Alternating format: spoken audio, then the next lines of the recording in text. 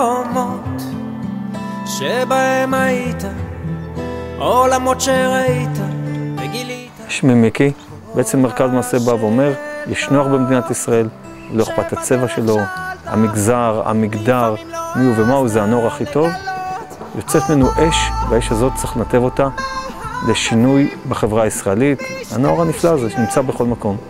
אנחנו צריכים להיות ראויים לו. זה מה שמרכז מעשה עושה. מרכז מעשה, כשמו, המרכז של כל המעשים. וואי, זה גוף מדהים. זה הדרך חיים. כולנו עושים. זה חשיבה חברתית. קיבוץ גלויות שהמטרה שלו הוא עשייה נטו. פגשנו אנשים שבאו להשתנות בשביל לשנות בעתיד.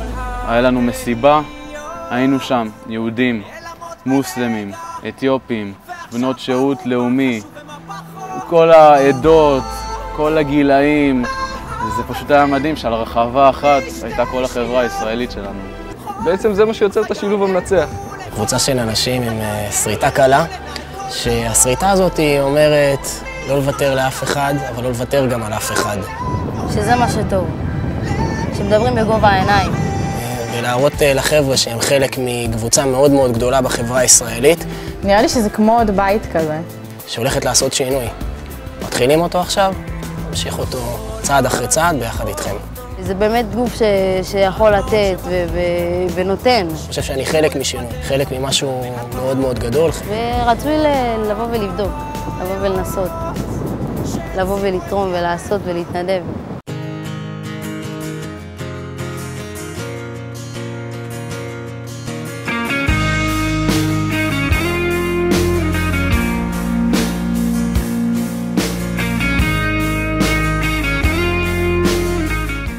אלי, אני מתנדב בקריית שמונה, במקור אני מנתניה ולמדתי בפנימיה מנוף בעכו.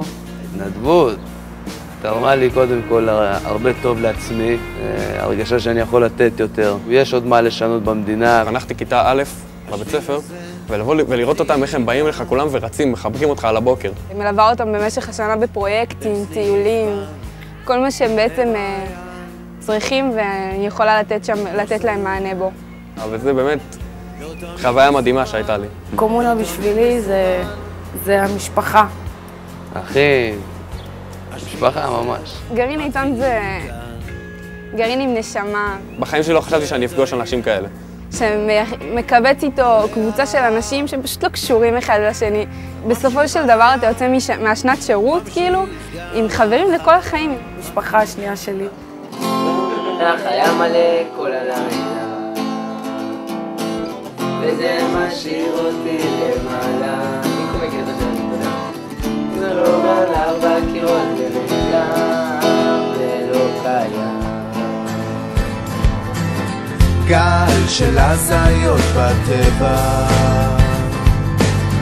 מאבד מציאות לרגע. איך בסוף היא תמיד חוזרת לעצמה ולא די לה. שנדמה שהשחר לא... אני בוסנה בית גילין, עשיתי שנת שירות בקריית שמונה. עכשיו אני בפרק משימה, זה חלק מהמסלול של הנחל, ולמדתי המון על עצמי. גם השנת שירות עשה לי טוב, גם הפרק הצבאי שלי עשה לי טוב. ורק בדיעבד, רואים את השינוי. תכלס, עד שלא נכנסים לשנת שירות, אי אפשר... ברגע שמתחילים את השנה הזאת ונותנים לך את האחריות הזאת, אז כאילו... ברגע הזה אתה כבר משתנה לבד. צריך לנצל את הזמן הזה, צריך לנצל את השנה הזאת. שנה משמעותית. כל דקה, כל שעה. אם הייתם אומרים לי, תעשי את זה שוב, הייתי עושה את זה שוב ושוב ושוב, כי כל כך התפתחתי וכל כך השתניתי, ואפשר לומר שאפילו גדלתי מבחינות שלא חשבתי שזה יכול לקרות לי בכלל. לפי דעתי, כאילו כל מי שמסיים י"ב צריך לעשות את השנת שירות הזאת. שנת שירות זה חוויה חד פעמית, ואם יש לכם את האפשרות הזאת, אז לקחת אותה בשתי ידיים, לתפוס חזק וללכת על זה בכל הכוח.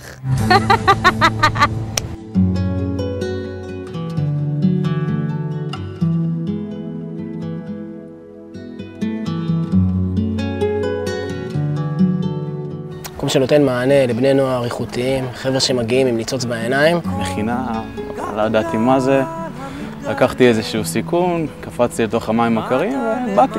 לא היה מעניין אותי שום דבר. לא חדשות, לא אקטואליה. זה הפריע לי. התעורר אצלי מעל הכל רגש לעשות איזשהו שירות כמה שיותר משמעותי. אנחנו לומדים פה הרבה, אתה לומד יותר להכיר את עצמך. יש פה קסם. הדבר השני הוא שאתה מתנדב פה. אנחנו באים לעבוד, ובאים לעבוד קשה, וזה לא סוד, וכולם יודעים את זה. מהלכה למעשה. אחד הדברים שהכי חששתי מהם בתחילת השנה זה איך יהיה לגור עם עוד אנשים, ואחרי כמה שבועות, לדעתי, כבר מתרגלים, והאנשים האלה נהיים האנשים הכי חשובים לך. יש פה את האנשים שחברים לחיים. הדבר השלישי הוא שאתה יכול גם להתאמן פה לקראת הצבא. יש לנו אימונים פעמיים בשבוע. אהבתי את האימונים, הם היו מאתגרים בצורה יוצאת דופן. הם לא בשביל הכושר, הם בשביל לגבש את הקבוצה ולראות מה זה חוזק של קבוצה.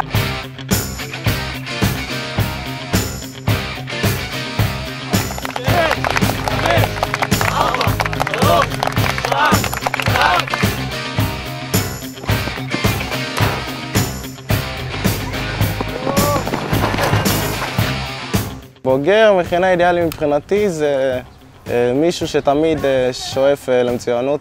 אחד שדואג לסביבה, הוא לא דואג רק לעצמו. מכינת גל בשבילי זה מקום טוב לאנשים טובים. בואו, זו שנה מדהימה, מקסימה, ולמצוא את האני שלכם. מי שרוצה לשנות, זה המקום. לקחת אחריות על עצמכם ועל הסביבה, זה המקום להגשים חלומות.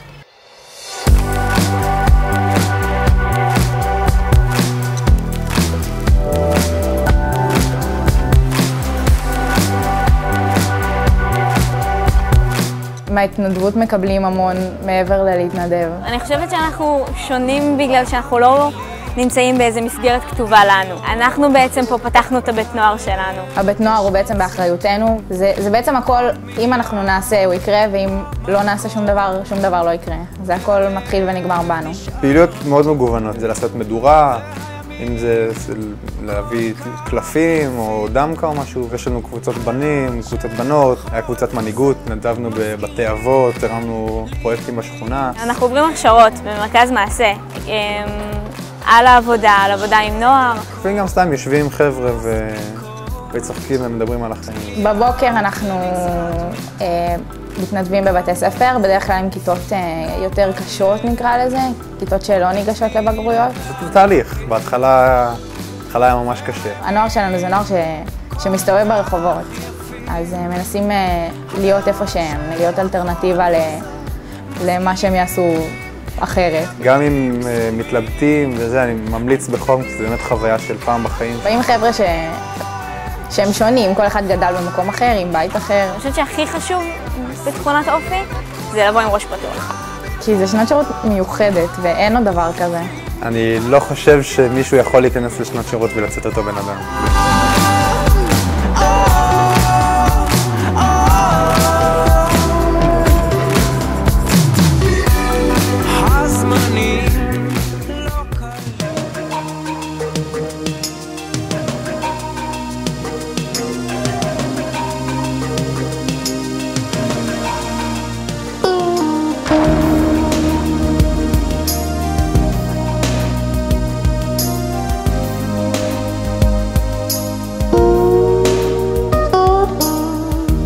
להגשים חלום אחד ישן, יש צורך במיליון חולמים שלא עוצמים את עיניהם.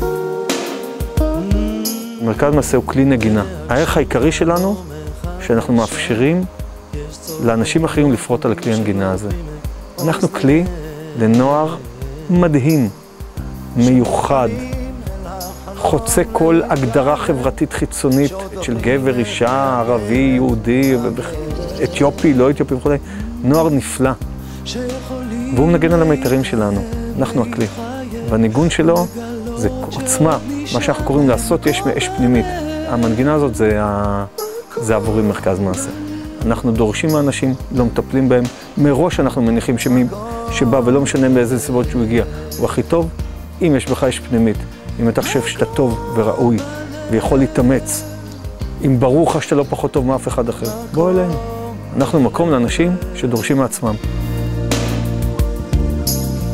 כדי להגשים חלום אחד ישן, יש צורך במיליון חולמים שלא עוצמים את עיניהם.